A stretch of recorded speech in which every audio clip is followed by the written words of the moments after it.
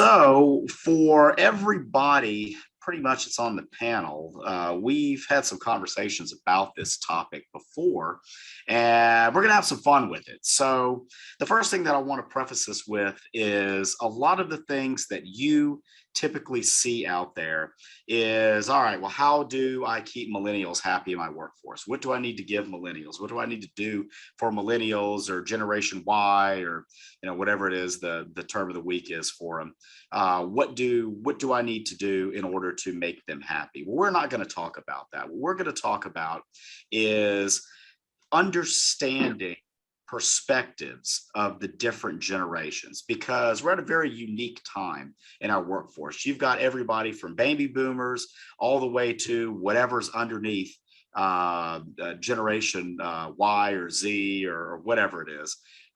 You've got all of these different generations. I mean, at least 4 or 5 generations that are working together in the workforce. And so a lot of what we're going to talk about today is finding common ground, understanding perspectives, and shaping perspectives to the point where it allows everybody to be successful in our organizations. So what I want to start off with, and this is the fun part. So I want to start off with first talking about some of the common stereotypes that are out there. So I'll pose it to the group. Let's start off with the younger generations, because they're always the most fun to make fun of, right? So let's start off with the younger generations, and let's talk about what are some of the common stereotypes, and I will label them in a lot of cases misconceptions, but a lot of the common stereotypes out there for younger generations in the workforce. I'd say they move around a lot. Yep. That's one of them. They don't have as much loyalty. A large part of the workforce is the mentality of going to college, getting a 4-year degree, going and getting a job. A lot of the younger generation thinks that that's an old school or an old outdated method for achieving financial success. So a lot of folks are, like you said, they're moving around a lot quicker. They're looking for short-term opportunities and a quick advancement in those short-term opportunities. Yeah, and that's a point that we're gonna want to talk a lot about later, because that notion of instant gratification, that notion of, well, I don't have to put in my 30 years to be successful, type mentality. In some respects, it can be a good thing. In some respects, it's not a good thing. But we're going to talk a little bit about that later. So thanks, Sean. Shane, I think you had a comment. Yeah, a lot of them are entitled now. They think they should start off at the top. Whether they have college or not, they just, hey, we don't want to wait, like y'all said, we don't want to wait to be at that high dollar and have that position of being in charge. They don't want to earn it like we had to. Right, at least in the respect of the way that we feel we had to go out there and earn it. Makes sense? But even saying that, I want to say that's not all of them. I guess I feel fortunate. I've got a son who's 36 who works his butt off, and he's as far from being a millennial as you can get. And I'm proud of him for that. And so is my daughter, even though she doesn't work for us. And I have other employees that are in that same category, and all of them work. They actually despise the title millennial, so I don't ever say it to them. Right, exactly. Well, but they do have friends that are lazy POSs, and they're not pleased with them. Well, that's the truth. But I think that, and again, we'll talk a little bit more about this. I don't want to address all of these things right away. I certainly, the first thing I want to do is get the stereotypes out of the way. But is that really just millennials? Or are there lazy people that are just millennials? No, they're lazy people in every generation. And I think that in the age of social media, and I think the great disparity between your Generation Xers and your millennials, I think has created a lot of these stereotypes. But you're right, Shane. I mean, there are plenty of very talented, motivated millennials that want to work out there, and even Generation Zs and youngers. I call them sub millennials. All of those people. There are plenty of people out there that want to work. It's just the stereotypes that create problems. Jaime, you had something you want to add? Let's add another stereotype.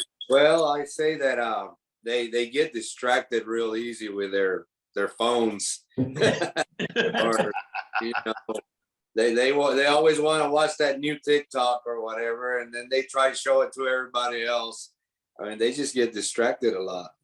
Yeah, that's right. I would agree. They go from one thing to another. The phone buzzes, and all of a sudden you're looking at it. But we may all be guilty of that. Yeah.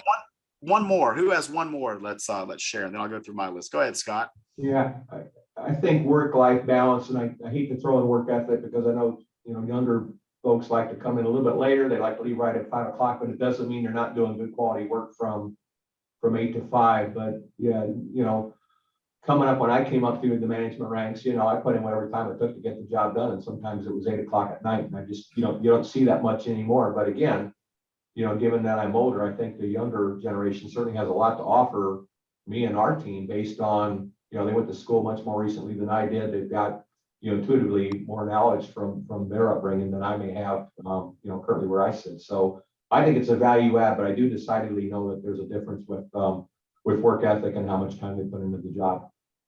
Yeah, I would agree, and I think that there certainly is that view out there that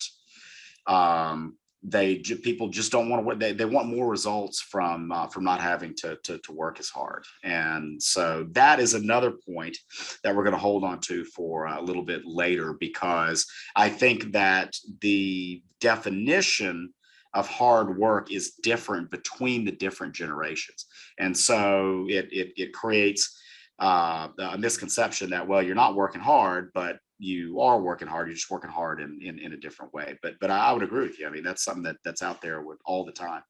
So let me go through the list. And this is a list that we put together from the roundtables and the other presentations that we've done on this topic so far this year. So millennial, younger generation, and let's not just pick on millennials, let's pick on all the younger generations. But the stereotypes are poor work ethic, doesn't work the extra hours, not punctual, they're entitled, they know everything, they always think they know what they're doing. They want more personal time, talked about the work-life balance, very social, but not good at in-person relationships. Everybody's fiddling on the cell phone. Disrespectful, unprofessional, defensive when criticized, not tough, easily offended, thin-skinned, emotional. They always want to make more money. There's no loyalty. They'll leave jobs for seemingly small reasons, the back and forth that we mentioned, that Sean mentioned earlier. They procrastinate. They're easily distracted. They're unfocused, especially on work-related tasks, and they lack practical knowledge. This is a good one. They lack practical knowledge.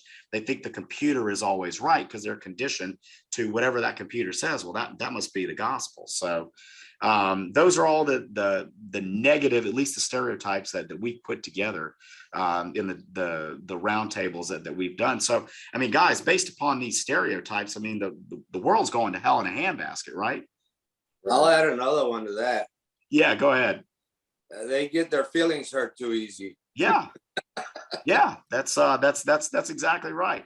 So like I said, what are we going to do? The planet's going to be destroyed in 20 years. So what's going to happen? Oh my God, everything's so horrible. So but we got those stereotypes out of the way. Now we have to do some equal opportunity bashing here, and we have to talk a little bit about the older generations and some of the negative stereotypes with the older generations, because this is where you're getting this clash between the younger generations and the older generations. And of course, pretty much everybody on this call represents an older generation. So we're a bunch of old fogies talking about a bunch of young kids. So we have to be able to have enough sense of humor to make fun of ourselves as well. So now I will pose it to the group.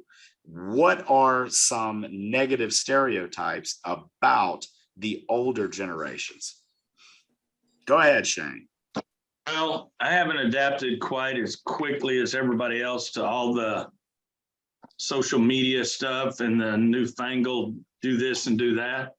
Mm-hmm. There's still a lot of things that I bring in somebody under 50 to help me with. And I tell them that. That's the reason you're on the payroll, because I don't have time to sit there and absorb all the new stuff. I just want them to come put it on my computer, tell me how to use it, and get out of my way. Right.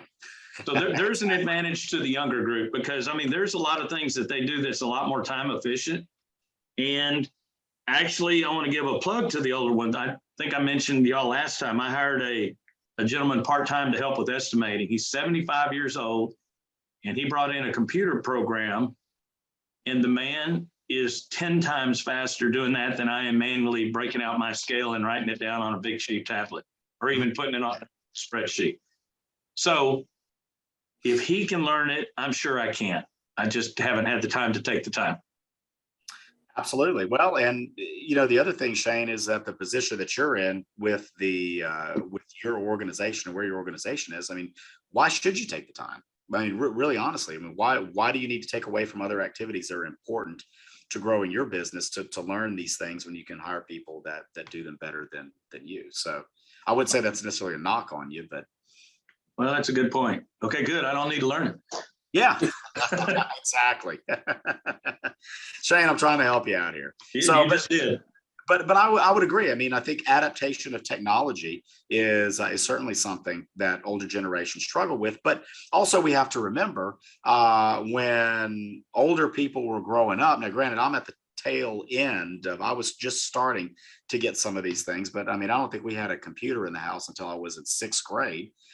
Shane, I mean, you guys are probably still using an abacus or a slide rule when you were growing up. So you weren't exposed to technology at an early age. Now, all of these younger generations, they grew up with it in their crib. I mean, they had little iPads and games that they played and all those different things. So they were used to it, and they grew up with it. They were comfortable with it, and they just inherently learned it. So I think that's not a function. I think that's a function of just technology when people were growing up, as opposed to a knock on people. But I will say that there are certainly people out there that absolutely positively refuse to embrace new technology, and I think that's a problem, and that's certainly a stereotype for a very negative stereotype for older generations. Who else has another one that they want to share? I'm thinking, Go ahead.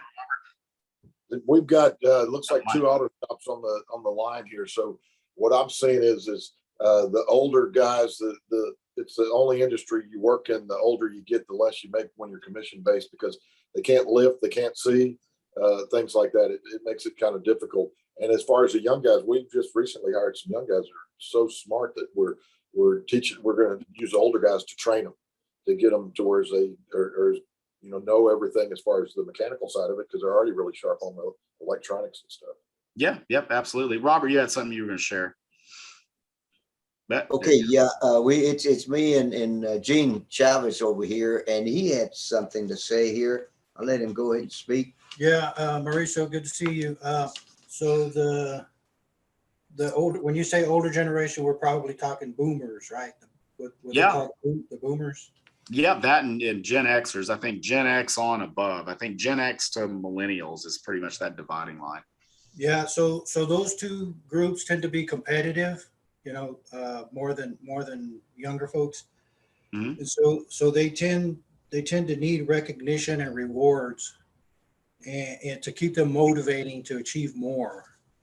So whereas the younger generation probably doesn't care about accolades, they want money. So I guess that could be a negative, wanting rewards and recognition for everything you do. Well, I mean, I think honestly, one of the things that we talk a lot about is with the younger generations is that they, and this comes from the negative stereotype of being thin-skinned, is that they consistently need that pat on the back and that pat on the back. And yeah, I think money is certainly a motivator. I think with the older generations that a lot of that is that in some cases they're a lot colder in some regards when it comes to things like that. Would you agree with that?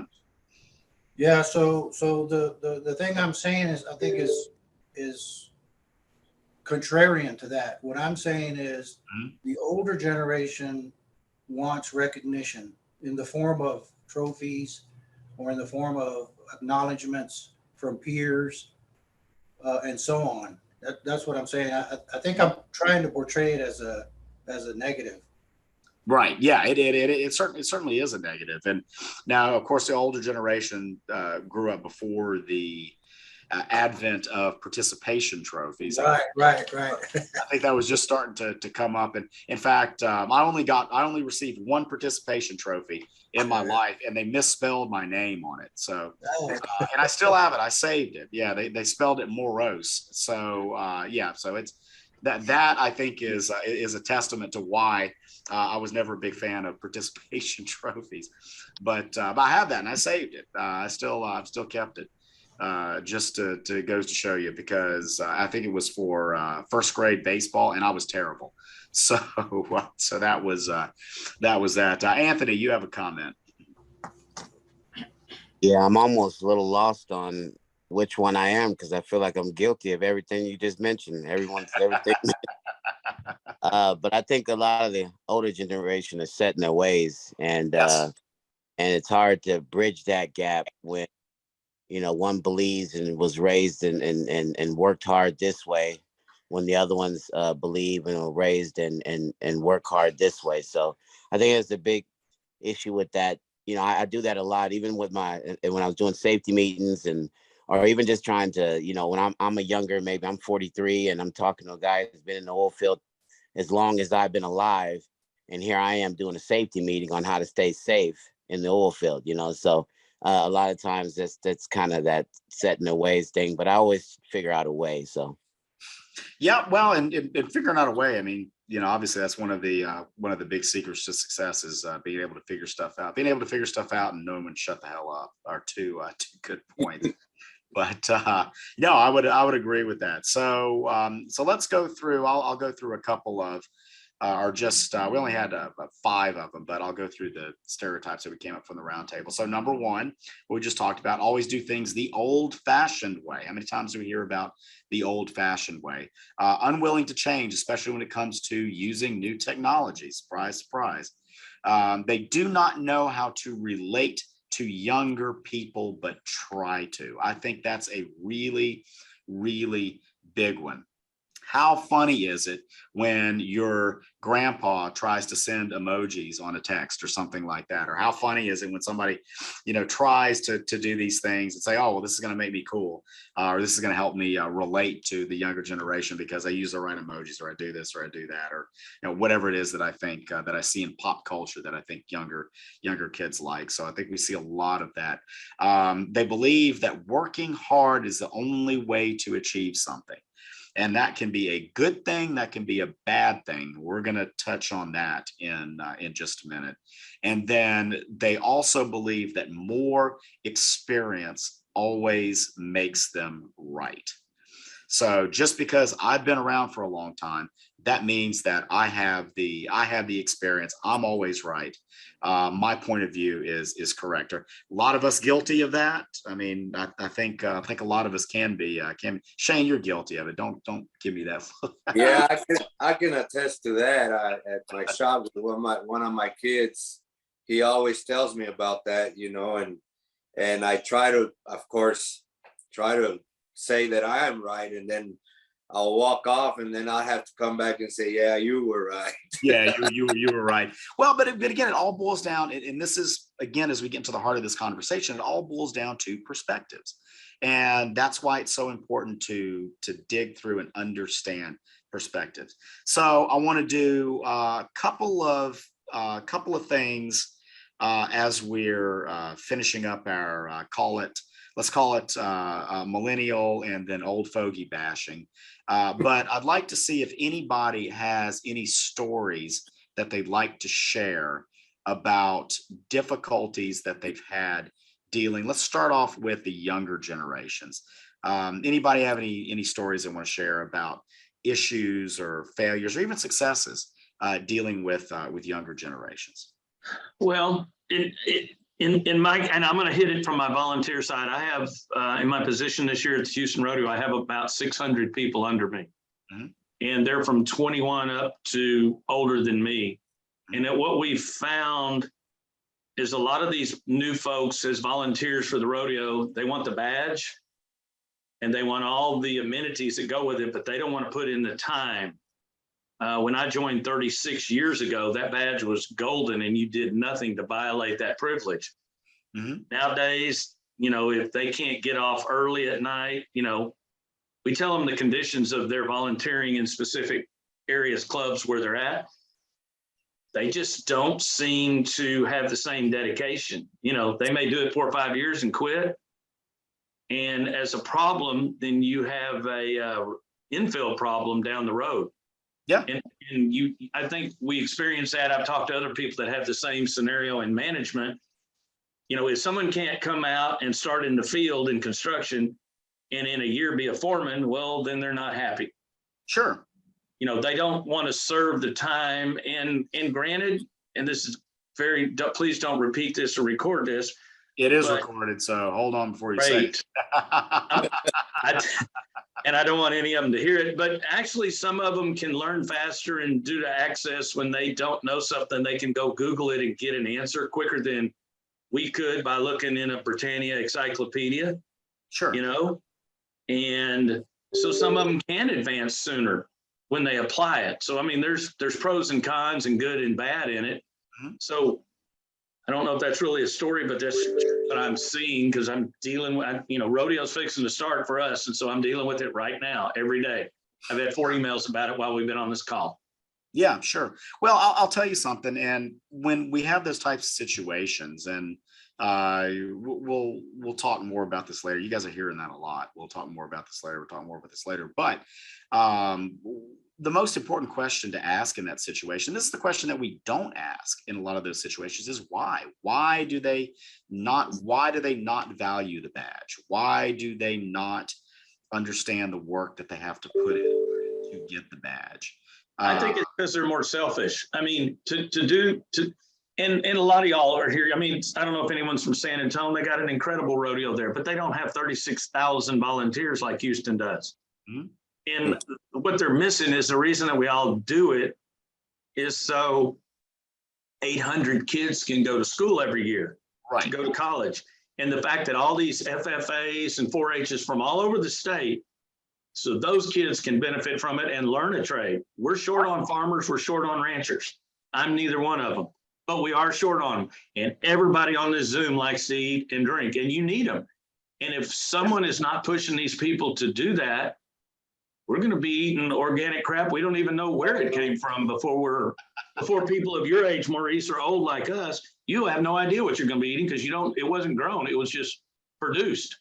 Yeah, unfortunately, I'm one of the ones on the call that's going to be sticking around for a little while longer. So yeah. Thanks, Shane. I appreciate that.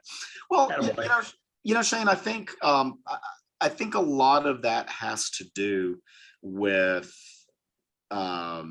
the perception of what it is and what it's all about. At least the rodeo. And I think that this, and we won't necessarily go down this rabbit hole right now, but I think that same type of perception applies to our individual companies, because I think that people think that joining a rodeo committee is all about meeting people and going to the parties.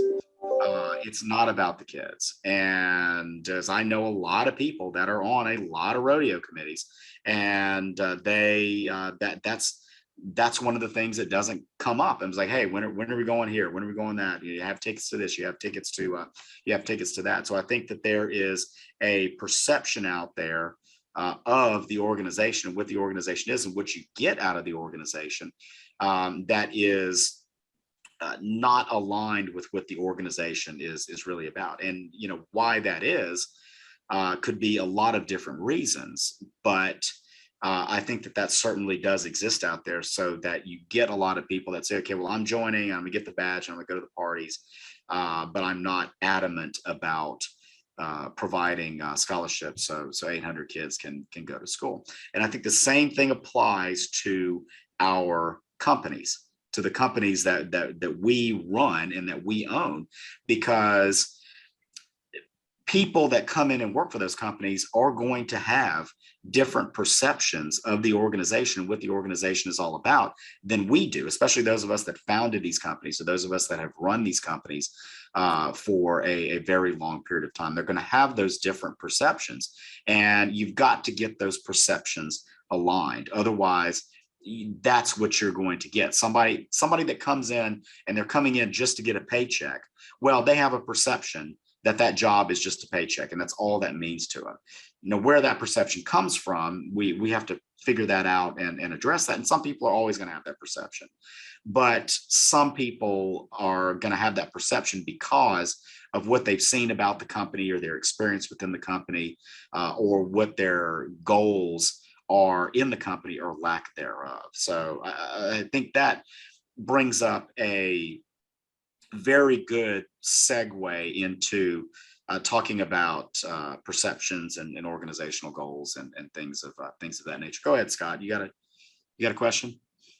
I just think we need to be aware, and I'm sure we are, of the environment and, current society. I mean, when I was, I work at a bank, but I was also board president for United Way, and we were going through the shift of, when you were younger, you joined a job and it was automatic that you took, United Way out of your paycheck and you gave, and you had people from United Way speak and give.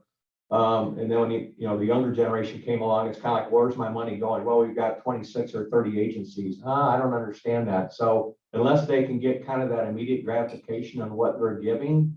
We worked on a lot of like text to give, because they didn't want to go into a website and you understand all the thing about the agencies. But I just try here at work, because I've got, a couple that I'm probably old enough to be their grandpa. I'm sorry to say that, but they're just really, really good. But I think we've got to understand what their viewpoint is, where they're coming from, how we get them engaged in a job to allow them to feel relevant. Obviously, they all do want, future career path and moving forward. But I think it's just my job, working with them to really understand where they're coming from, what their mindset is, and the better I can understand that, and the more I can get to know them as a person and an employee, and their background, the easier it is for me to get them motivated to do what I need to do to help get the job done and help them be motivated and advance through their career. Yeah, absolutely. Well, and this, I think, is a perfect time to again get into really more of the heart of this conversation, where we're talking about perceptions and understanding and managing perceptions. And look, I mean, perceptions are a product of environment and experience. So whatever we have been exposed to crafts our perceptions on different things. And that's perceptions towards work, that's perceptions towards life, that's perceptions towards personal relationships. But what we're exposed to ends up creating these perceptions for us. And so perceptions create motivation. So one of the things that we've talked about, and the classic millennial example, is the kid that sits in their parents' basement and plays video games all day. And we think that's the most terrible thing in the world. And oh my God, society's imploding because there are a lot of kids out there that do this. They're unmotivated to go out there and get a job. What we have to understand is that the person that sits there and plays video games all day is motivated in some form or fashion to play video games all day. And that person, that motivation is created from the perception that they have towards basically what makes them happy and what they want to do. And if that's something that they can support, for instance, their parents will continue to let them live in the basement for free, or they don't really have to go out and get a job or create a career because they're getting that gratification. They're accomplishing that goal that they want to accomplish. Then why should they change? But the perception that they hold is that this is what I want to do. I'm good at it, at least in my mind. It satisfies me, just like an older generation may be satisfied by going out and working hard and building a career and building a company. It satisfies them in that same way, and that's what motivates them to do what they do. So we see that as a lack of motivation, but in reality, it is a motivation. It's just not a motivation that we share because our perceptions are different than theirs. That sounds right.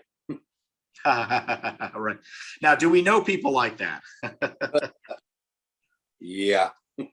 Yeah, but go ahead, Amy. No, I said plenty of people.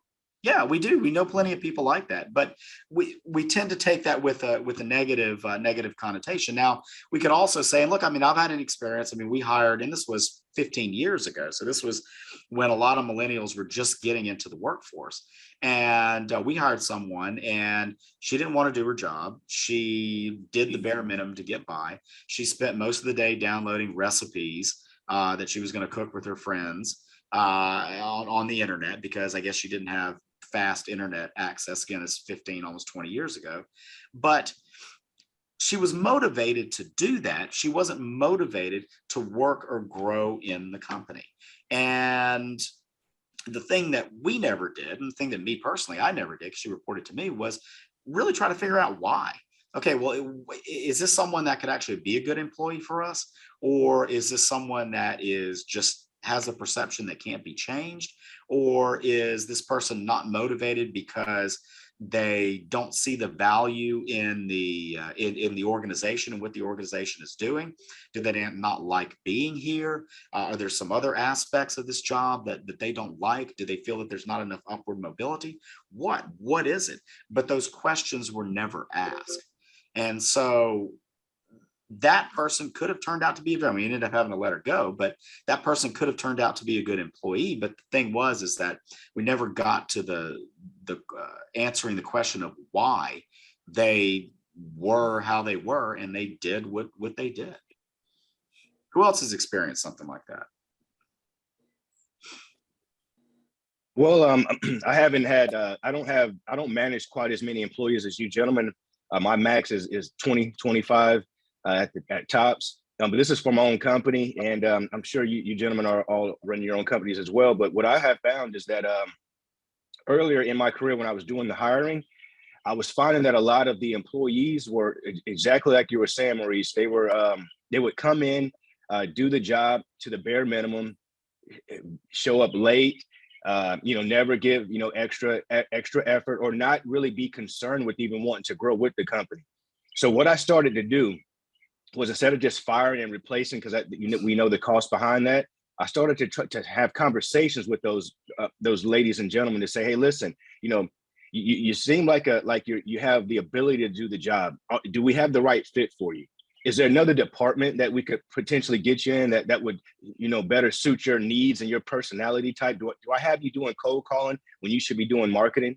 Or do I have you doing marketing when you should, so we made some shifts. And, those are things that I try to do now, is really keep the company culture always at the forefront of every team meeting, so that everyone understands our core values, our mission statement, so that we're always focusing on doing our part in doing that. So that's my little experience, and I thought I'd share that with you, gentlemen. Well, and Sean, I mean, it's so important to, first of all, understand your company culture and what your company is all about, and what ultimately the greater purpose of the organization is. I mean, the organizations that really, really excel have a greater purpose that they're trying to do in the market. They're just not trying to go out and conduct business and make money. In fact, that's what we all want to do, and that's very important, because if we don't make money, what's the point? But we need to have that greater purpose. That greater purpose, those core values, create the culture, and that culture needs to be ingrained in everybody that works within the organization. Nobody is going to be successful in your company if they're not bought into the culture and what makes the company unique and what the company is all about. 100% agree. And that's important. And part of when we hire people, no matter what generation they come from, we have to make sure that we, first of all, understand those core values and that culture, and that we're hiring first and foremost for core values and culture, as opposed to just skills on a piece of paper, because skills on a piece of paper are just words on a piece of paper. They may have those skills, they may not have those skills. They may be embellished, they may not be embellished. They may have paid the greatest resume writer in the world, and that person may have made things look grand and spectacular. Everything that they've done, wow, this person, has saved the whales and done all these other things. Like, wow, I need to have this person in my organization. But at the end of the day, it was all embellished. But they could have, an individual could have the best skills in the entire world, but if they don't work, if they don't meld with your culture and your core values, if those are not shared attributes, then they're not going to be successful in your organization. Mauricio, Yeah, go ahead, Robert. okay, what I've seen in different ages, is just their stability. Okay, when they come in, they sit in front of us, employing them. And as I question them about, do you have a wife? Do you have kids? Do you, try to get some information about their stability. Some come with a pretty good sized baggage, that it doesn't matter if they're a good worker, they're going to be distracted by some personal situation. Okay. And so it's hard to tell or to figure that out whenever you're interviewing a person like that. But it doesn't matter. Again, it doesn't matter how smart they could be or how wise or how intelligent they could be on a computer or systems, whatever. But their personal side, I tend to kind of look into it a little bit and ask them, do you drink? I drink a little bit. Do you smoke? Some even bring up, their spouse and might even tell us a little bit about their relationship. I talked to a guy and he said, well, I get drunk a little bit, and then I do take it off on people, my wife, so I figured out abusive husband right there. And heck, I could have him here for a week and then he could spend a week in jail, Right.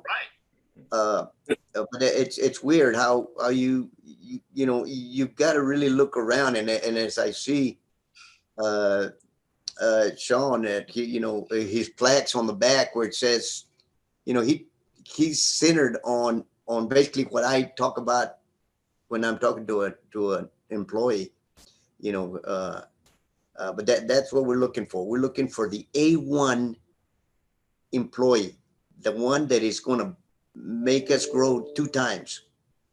How do we find those guys? Yeah.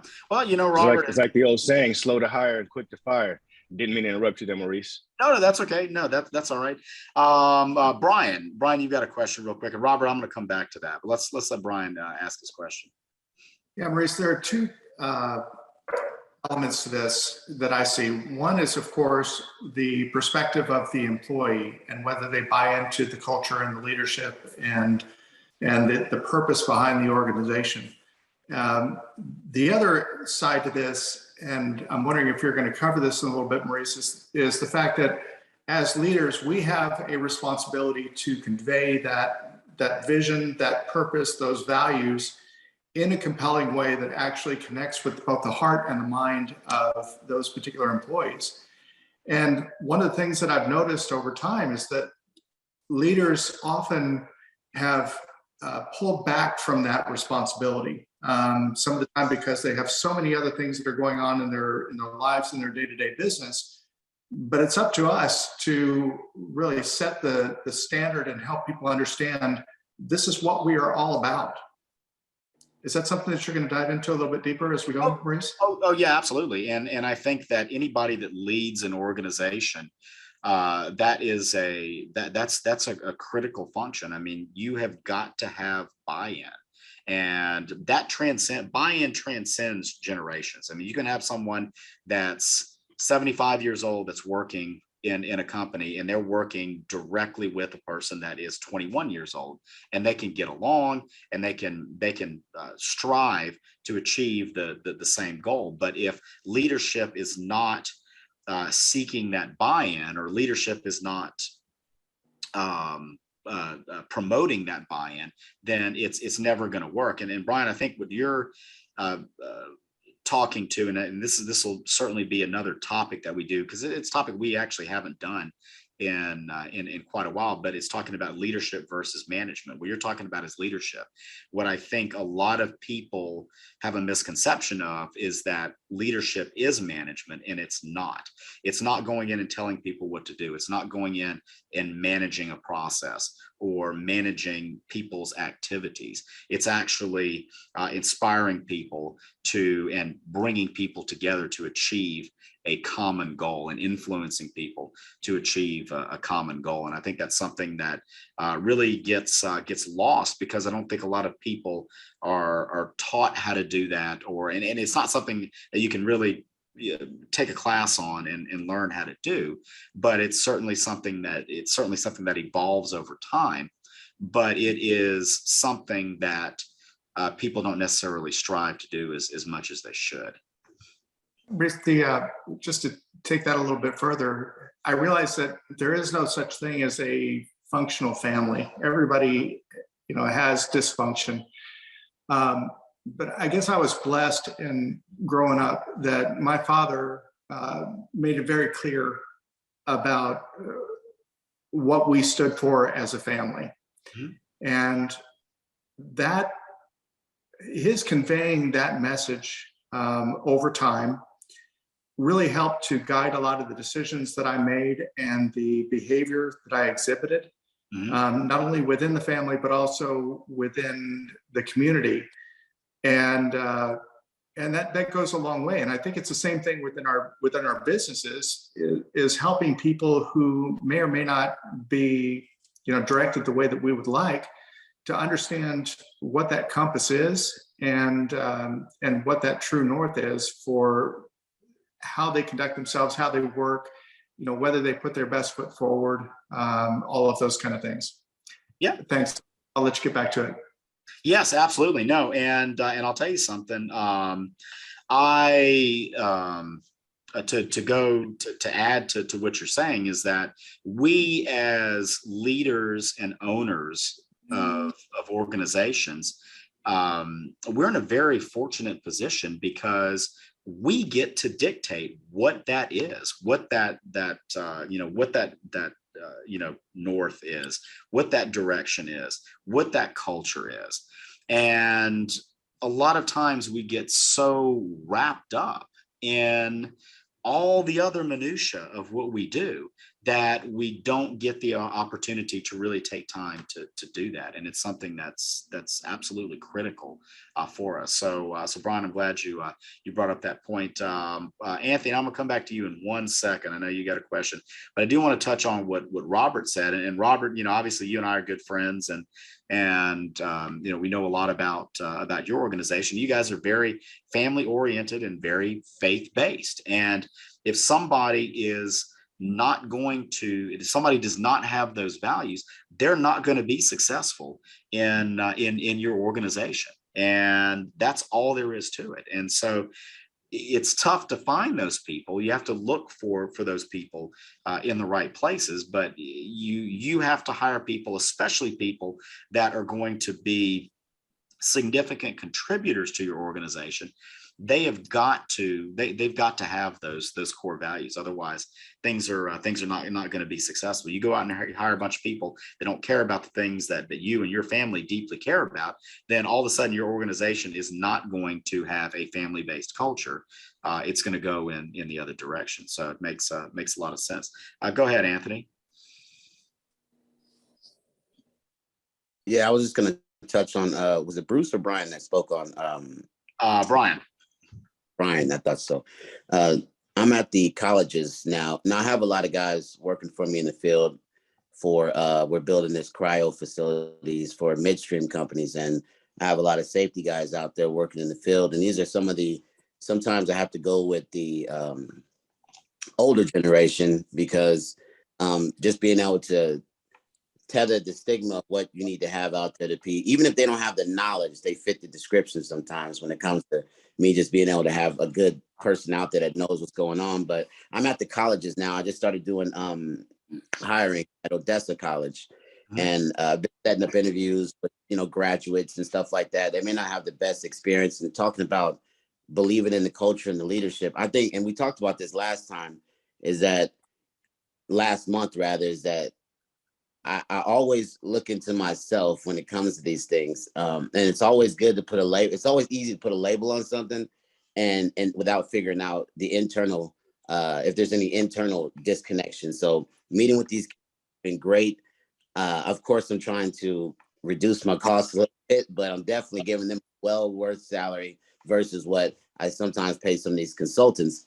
But it's been tough trying to get, I can't say to get them to understand the job, but when it comes to believing in the leadership and the conversation and the culture and all that, I mean, the way I guess I display it gets somebody's encouraged and excited about it. So even with that alone, with that type of ability to encourage and inspire, I've been getting them a lot more interested in the position versus the work thereof, because the work is 60 days on site, no days off sometimes.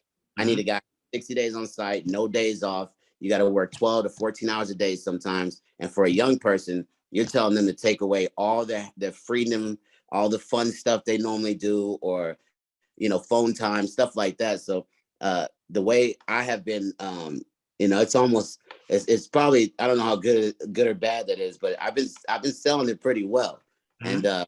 And I think that's just been and I like that whole believing in the culture thing. I think that's the biggest part of this whole thing about bridging the gap. I mean, believing in the culture, the leadership I feel is key. If you can meet somebody face to face and they believe in the leadership, they're gonna believe in what you're doing, and they're gonna do their best at it. So that's my thoughts on it. And I just kind of wanted to share. I'm in the colleges right now recruiting like crazy because I have a lot of work going on.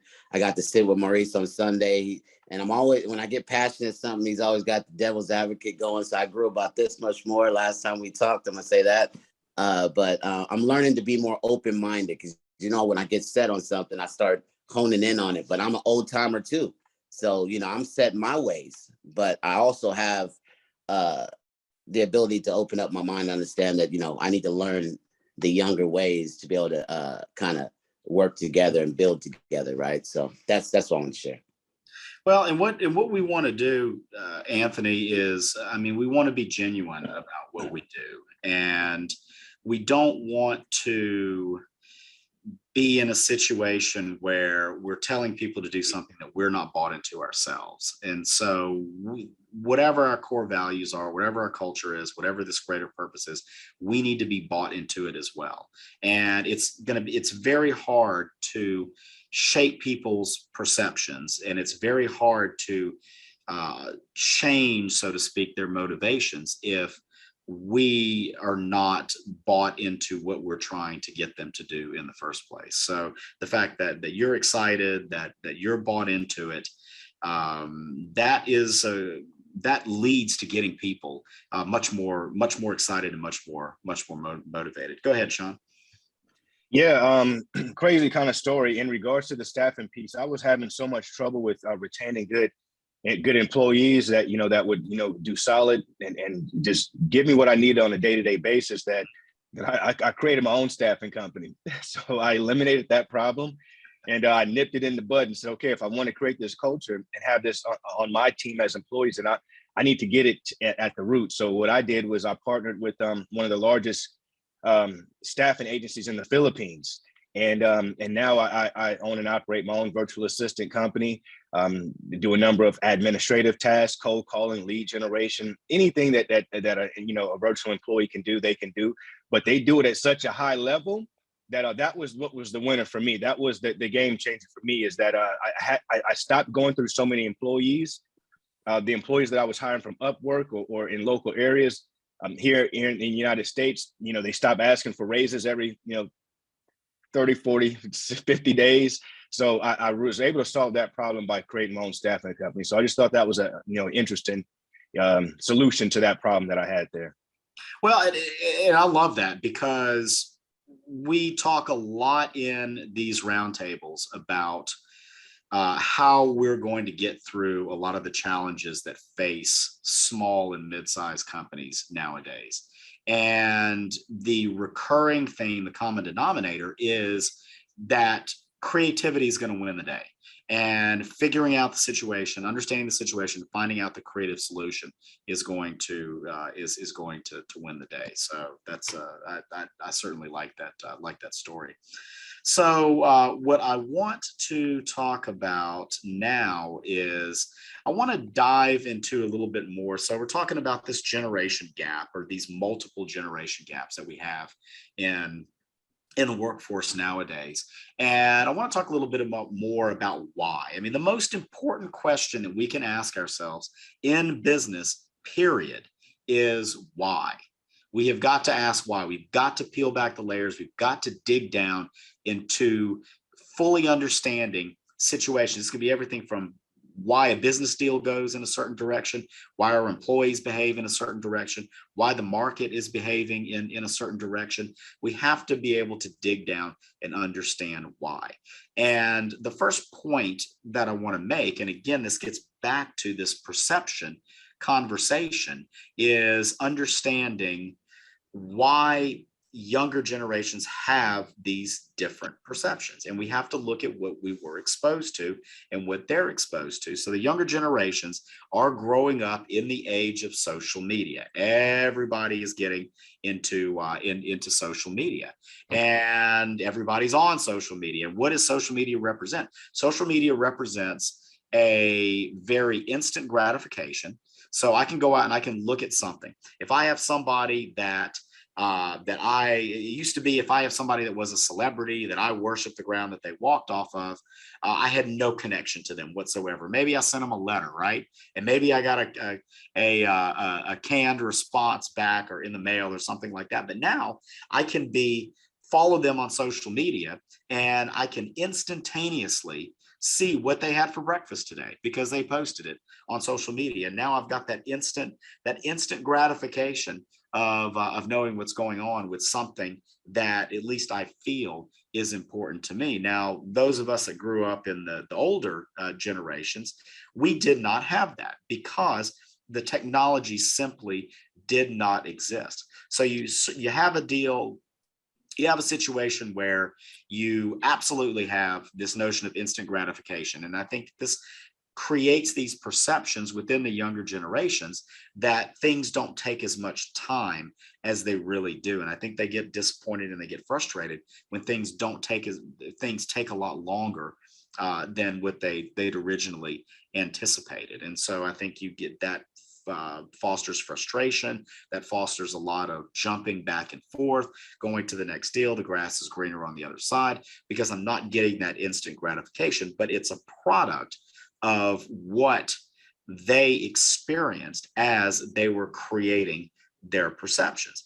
Now, I think another negative stereotype is really driven by getting again back to how people live their lives online and how people live their lives in social networks, is that social networks are, for lack of a better term, very selfish in nature.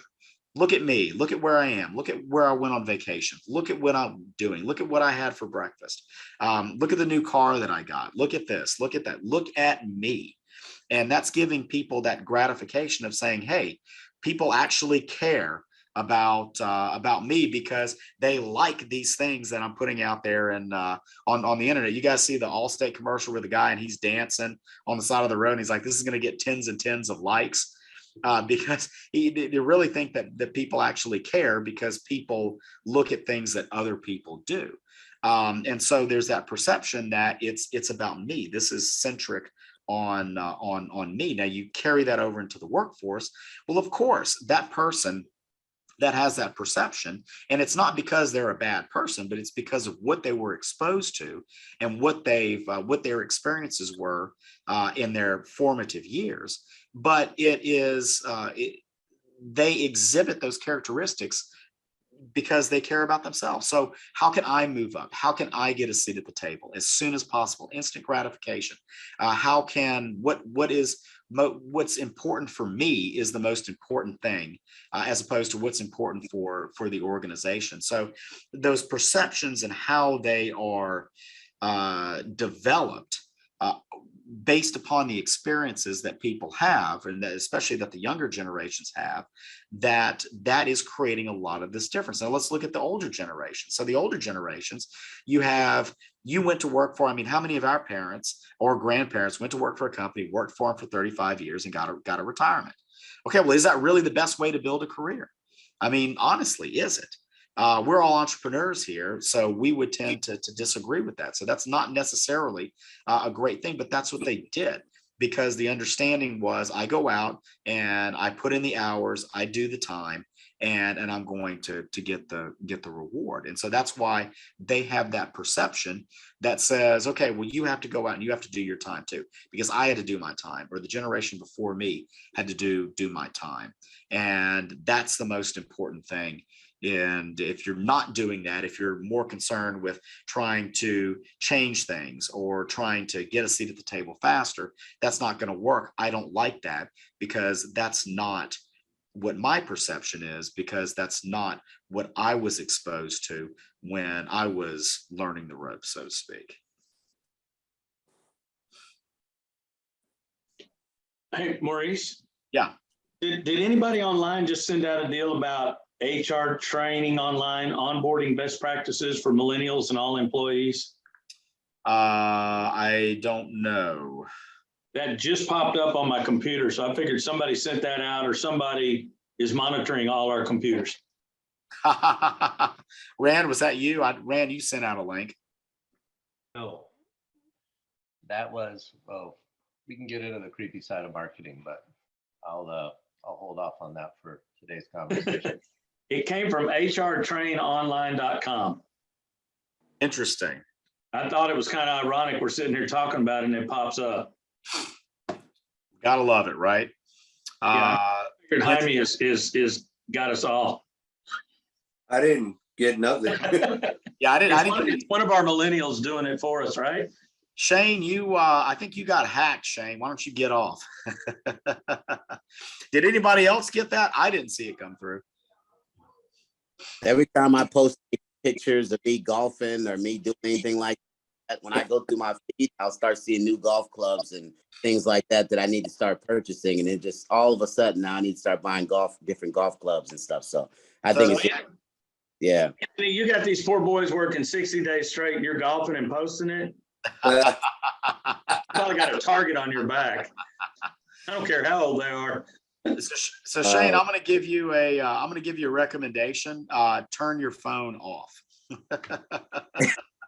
I think that's Apple or Google listening in on you and what we're talking about. But yeah, it's the weirdest thing. But no, I don't think any of the rest of us saw that come through. Okay. But yeah, again, I was thinking also on the perspective side of the younger generations, and maybe some even on the older generations, is it makes a difference if that person grew up as a single child, or he had 4 or 5 siblings. It makes a difference on their perspective on everything. Yeah, I think so too. I mean, if you grow up as a single child, you're not negotiating with siblings. So, I mean, again, experiences create perception. Perception creates motivations, and we have to be able to understand those types of things, because again, that person that's the only child, hey, they're the lone wolf, and that's what they're going to do. And are we surprised when they want to do everything by themselves? Are we surprised when they don't want to get a team involved? Are we surprised when they want to do things on more of an individual basis? We really shouldn't be, but we need to understand that, because we can't shift those perceptions. We can't, well, let me use a better term. We can't evolve those perceptions. And we can't change those motivations into motivations that are going to allow them to be successful in our organizations if we don't take the time to understand them first. And I'm actually, one comment I do want to make is I'm very proud of this group, because whenever we have conversations about hiring, about younger generations, we always end up talking about society and family and all of these things, that all these ills of society that are creating these, let's call them problem kids that are going to destroy the planet in the next 20 to 40 years. So I'm glad we didn't go that route, because that's just flat out counterproductive. And the reason being is that there is not a single thing that any of us can do outside of influencing things in our own spheres that we can do to control that. We cannot control the fact that the definition of what a family is, and the, you know, the historical family unit has changed. We cannot control what goes on in society. We cannot control what social media influencers do. We cannot control any of these things. And a lot of these conversations tend to go back to talking about all the terrible things that are going on and why these terrible things are going on. And everybody pats themselves on the back and say, okay, well, we solved the world's problems. But at the end of the day, we didn't do anything but basically raise our blood pressures, because there's really nothing that we can do in those situations to control any of that. So we have to focus on what we can control. And this goes for all aspects of our business, but we have to focus on what we can control. So what can we control? We can control who we hire and how we hire. Now, I know the talent pool is not very deep out there, and so we have to make concessions, but we can still control who we hire and how we hire. We can control whether or not we take the time to understand perceptions and motivations, or whether we don't. Now, in some cases, we can evolve those perceptions and we can change those motivations. In some cases, we cannot. And if we cannot, well, guess what? That's something that we can't control. So we can't sweat the stuff that we can't control. So as we go through and continue to talk about evolution of perceptions and changing of motivations, we have to understand that we have to focus on what we can control, because that's how we're going to be the most effective at what we do. You know, I look at the title, Bridging the Gap with the younger generation. And sometimes as an older person, we think that they need to come to us and we don't have to come to them. They need to learn our ways, and we don't need to learn their ways. And what I've done is to kind of keep up with the times and so forth, is I try to embrace, I mean, my kids are 25, 26 years old, and my wife's are, 28, 30 and so forth. So the biggest thing is being able to still be able to relate to people that are younger, and then be open-minded to their ideas and thought process. That's been a big, we just met with my marketing director yesterday, looking over Q1. How are we going to attack Q1? Social media. We're going to actually start doing, and I'm telling her, she's like, she's been learning a lot for me as well, just because I'm really open-minded to learning what the new generation is doing. I'm always following what's going on. Everybody's got a TV in their house because everybody's people watchers. I mean, that's just part of the industry. So if you're watching the right things, you're able to adjust and adapt. So bridging that gap, we need to come this way. They need to come this way. Only way they're going to come this way if they're attracted to what we're doing heading this way. And so for me, I've been trying to stay attractive in a sense, to where they'll be able to want to come towards me and I can come towards them. And that's been the biggest thing. If I really just want to go back to the title, is like, how do you got to somewhat stay relevant. The evolution of technology, and if you're not paying attention to those things and knowing how to manipulate the way you do business versus the old handshake. I'm in the oil and gas industry. We can, I'll meet you on Tuesday. I'll see you on Tuesday. Nowadays we got contracts and so forth, but I mean, a lot of times we could just say that and we'll show up on site and be with that customer for however long that lasts. So for me, it's like now the new generation, I feel like we have to be able to we have to compromise on some things for them to feel like you're not just enforcing your beliefs or enforcing your thoughts or saying my way is right because it's worked for so many years, and versus their new ideas and their new thoughts, to be able to bridge that gap. And it always goes back to that. I always evaluate myself before I look at anything else. I don't care about a trend. I don't care about stigmas or what this whole, what the thought process is. I look at myself, I rule myself out first, and then I find a way to have an open playing field and an empty sheet of paper. So that way, when we write stuff down, it's going to be enough that we can actually merge together. So that's why I'm in the colleges. Like I said, I can go find the guys that been working with me for 10 years that I can call and they'll get the job done. I don't even have to ask questions. I don't have to check on them. I don't have to call them, nothing. But I'm starting to use the new generation because I think that's important, that we don't leave them because we have, the thought process that we have. Well, and I'll tell you, to add on to that is we have to find common ground. And well, first and foremost is that you talk about uh, being flexible and being open-minded. The way that markets shift nowadays, and this is a direct result of technology, but the ways that markets shift nowadays, there what worked 6 months ago is not necessarily going to work today. And especially if you are in a type of industry that is prone to fluctuations in the market, you have to continuously stay on top of things. So you have to certainly be open-minded. But when it comes to working with different people and different types of people, you have to be able to find common ground. So where is that common ground? That common ground is in our shared core values. That common ground is in our culture. That common ground is in our shared motivations for success. That common ground is in what we define success to be. And so we have to find those things. And this goes even for taking it outside of our organizations and the business dealings that we do outside of our organizations. We still have to be able to find that common ground. We have to find common ground with vendors. We have to find common ground with suppliers. We have to find common ground with customers and clients. We have to find this common ground in order to do the best business that we can. And it's so important. And I think a lot of times people don't tend, number one, they're inflexible because they just haven't adjusted to the way that things are consistently changing nowadays. And then number two, they're not necessarily concerned with or they don't put a focus on looking for that common ground. Scott, and then I'll come to you, Rand.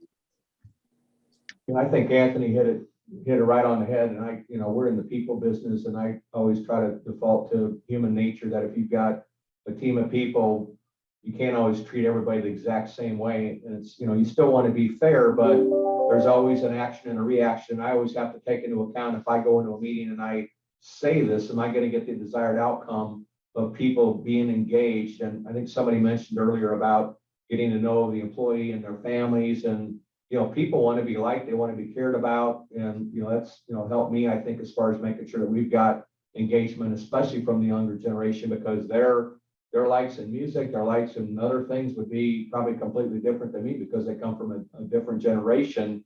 And the more I can get to know what their likes are and what helps keep them engaged, what helps keep them motivated, again, helps me, I think, with the whole human nature thing of things that I say or do, the kind of work that I lead them to that, can help them be wildly successful in their job.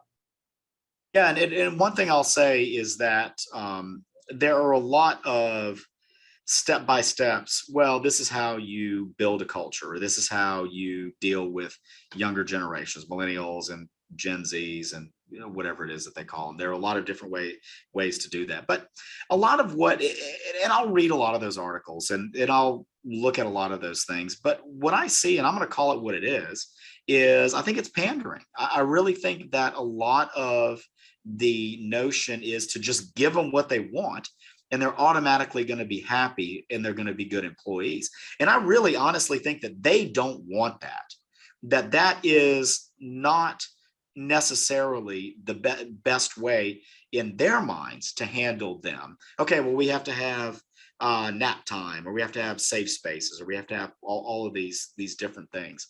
And if you have this, you're going to have a happy millennial workforce. And I think that's nonsense, because it doesn't focus on really what is at the core of creating a good workforce. Rand, go ahead. Oh man, I love this conversation. I'm getting a whole lot of wisdom this morning.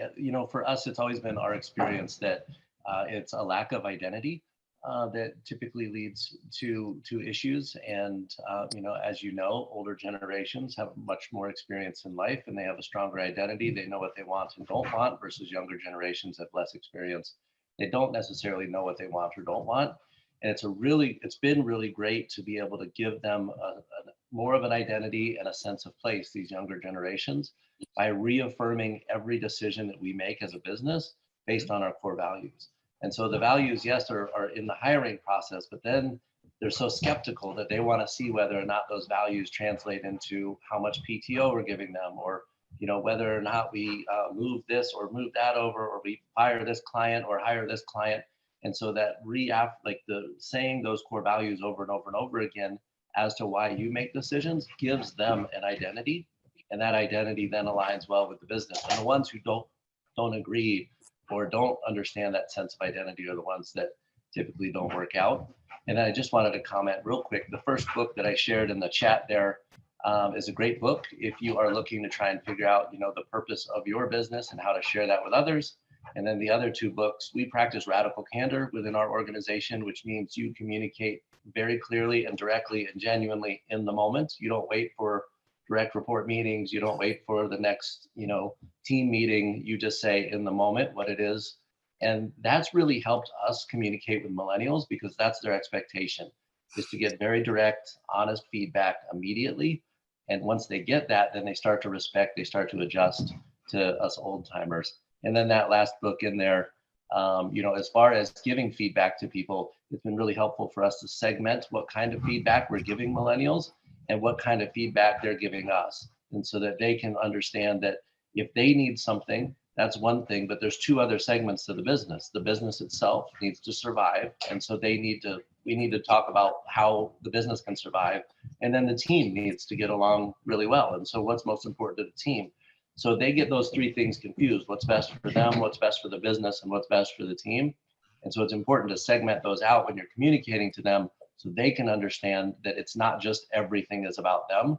The business is, if the business doesn't survive, they don't have a job. And if the team's not happy, then, and they're the reason, then they need to go. So segmenting those things has really helped us as well.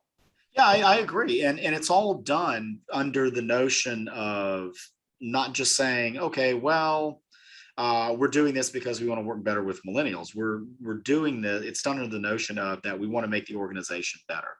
And it's done under the notion of that things are changing. And I mean, you can use the term volatile, and it's probably a good term to use, but things are consistently changing. And if we don't take those types of approaches, then we're going to end up at some point in time getting left behind. We have to stay. It's more important than ever to stay cutting edge. Now, the great thing is that for us, being small and mid-sized businesses, guess what? We can change a lot more quickly. We can pivot a lot more quickly. We can recognize things in the market and move forward a lot more, or change direction a lot more quickly. It's a lot easier to turn a rowboat than it is an aircraft carrier. And so these big companies, it takes them a while to make the shift. You have to have a lot of buy-in. You have to have a lot of people that agree with the decision. But us, we can recognize these things, and we can adapt to them very quickly. And so getting back to the comment that I made about pandering is, a lot of people, I think, will look at some things and say, well, we're including, you need to include millennials in on management meetings and on the conversations because they're millennials and that's what they demand. No, it's not that. It's I'm including people in my organization in these meetings because I want to see what they have to contribute. And I am including them in these meetings. I'm not, they need to learn, they need to understand that you're not going to make decisions immediately, because you have to learn the organization, you have to learn the business, you have to gain some experience. But I can give you exposure to that. And I'm not necessarily giving you a seat at the table, but what I am doing is I'm giving you the opportunity to earn a seat at the table, as opposed to saying, oh, well, you're too young and I'm pushing you aside because that's just, you don't have enough experience and you haven't paid your dues like I have. So I think it's kind of a fine line, but not necessarily. But this gets back to the whole conversation, is it's how we frame things, and it's our perception on the things that we do and how we share that perception on what we do.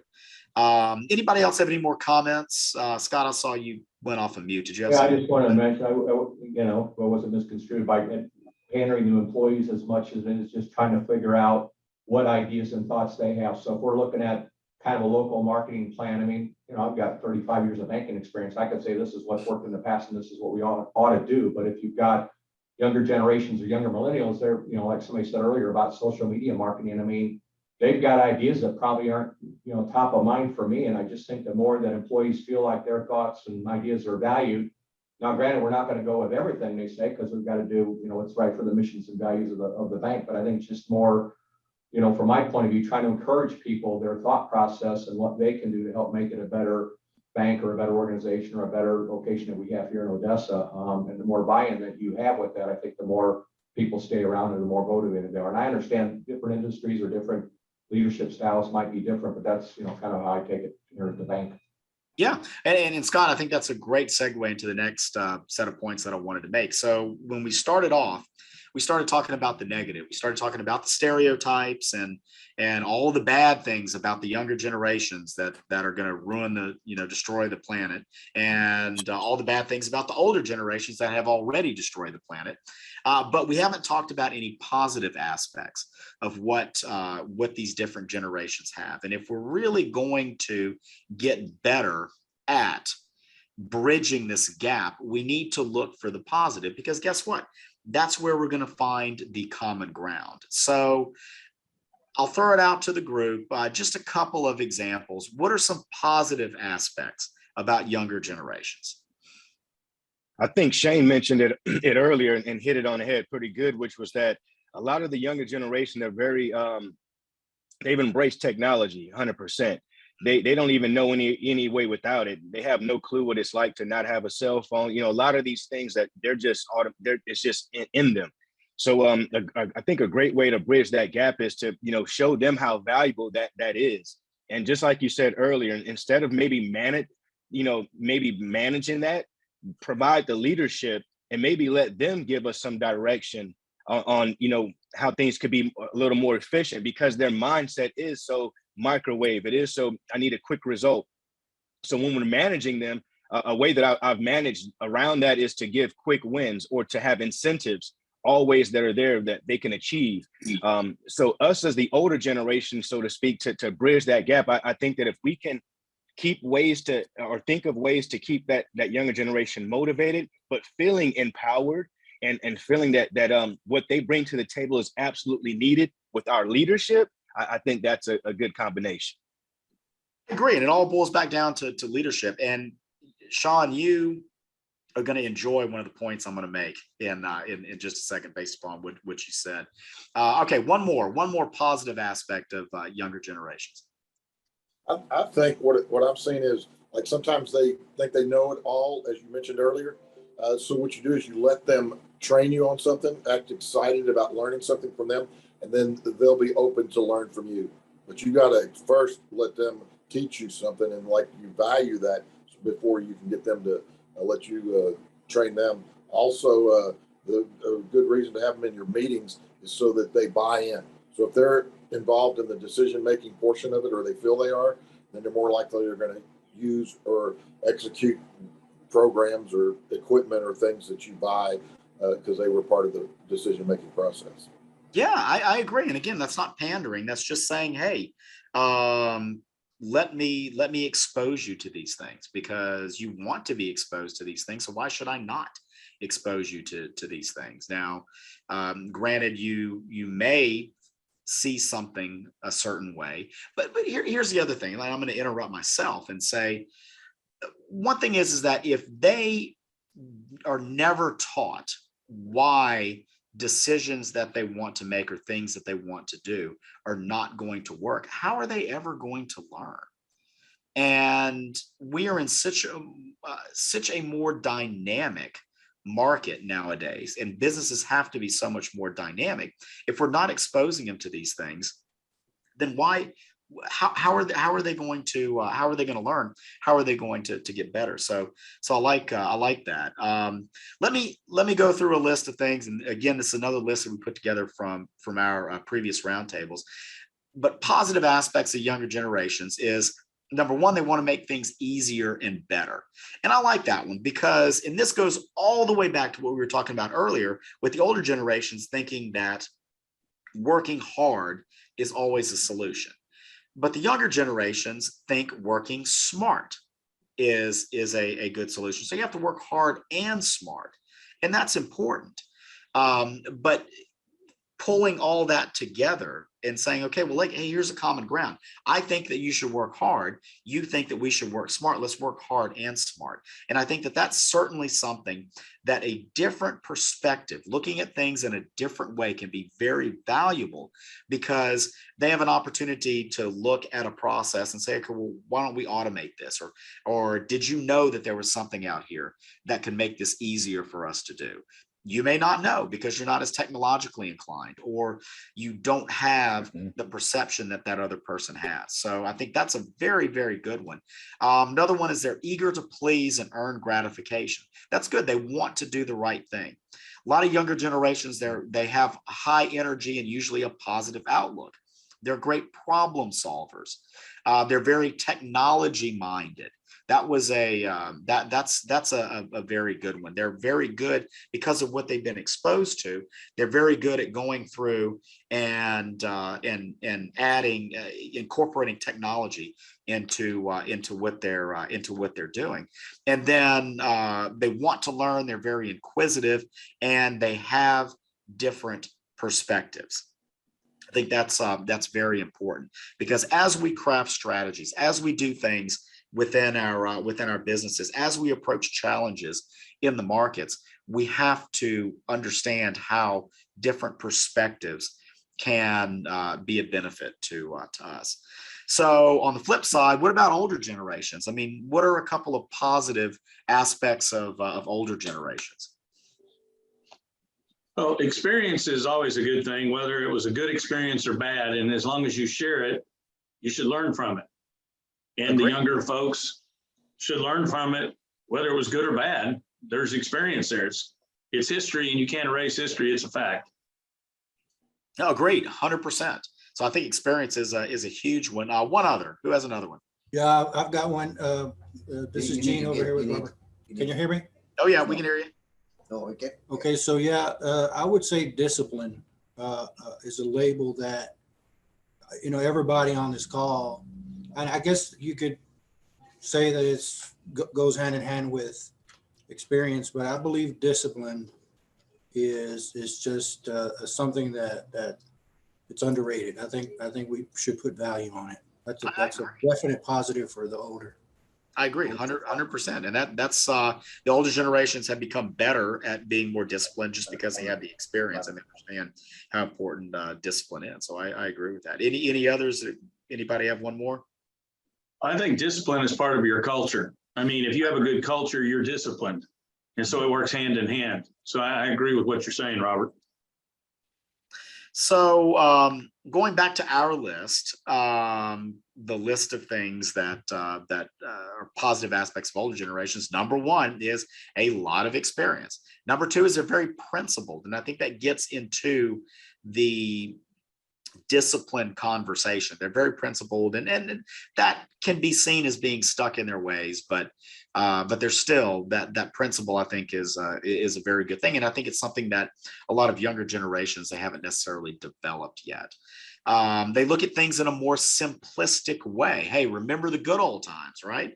So they look at things in a much more simplistic way. Older generations can weather a lot of adversity. One of the things that you hear all the time talking about different generations is that the younger generations, they haven't had the Great War. They haven't had the thing that society needed to struggle through. And so they just haven't been faced with that cultural wide adversity that that older generations have had, and they're not able to weather that. Well, older generations have been able to do that. And so I think that your older generations, simply because we didn't have the technology, things weren't easy. We had to do things the old-fashioned way, and the old-fashioned way was not necessarily the easiest way to do things. So there's a lot more resiliency in the older generations. And then to add the same one that the younger generations have is they have different perspectives. See where I'm going with this?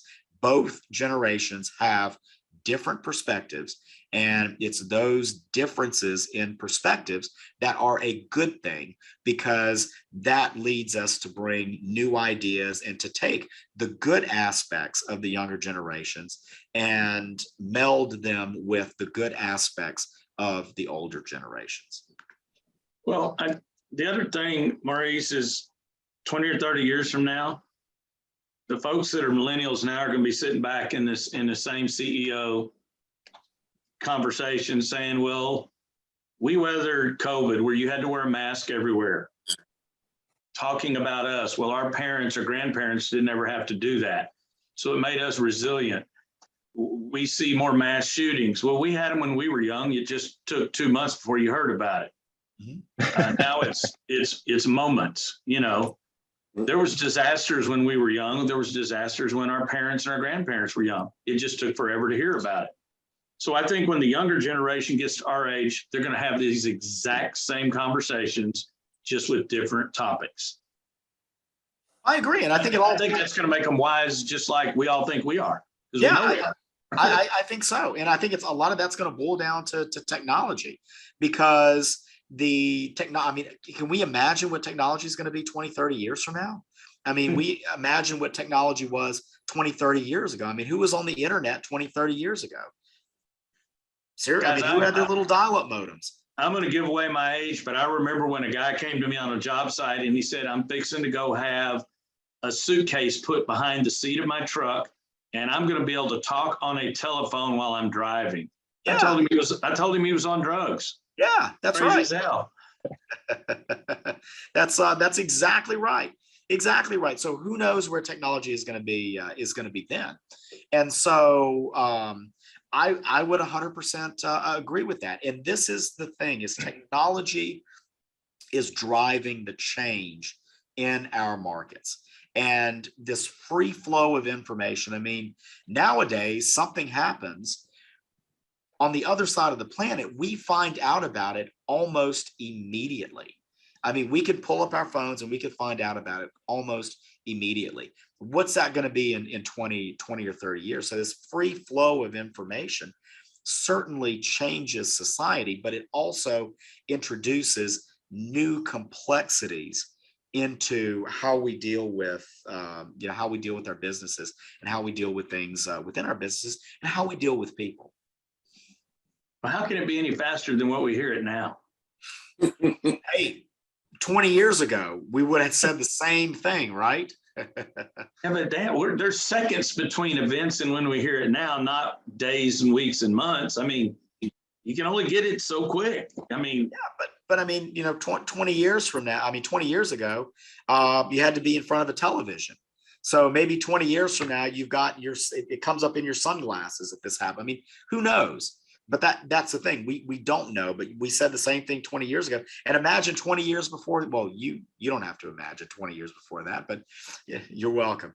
But 20 years before that, how was it 20 years before? And then 20 years before that.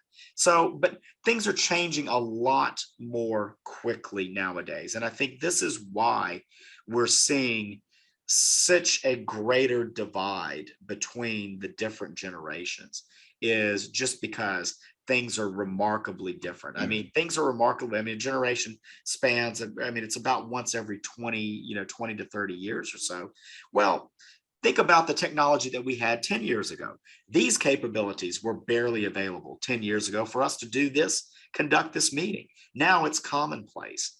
We all, a lot of people carried cell phones, but your cell phones really didn't have internet. A lot of them didn't.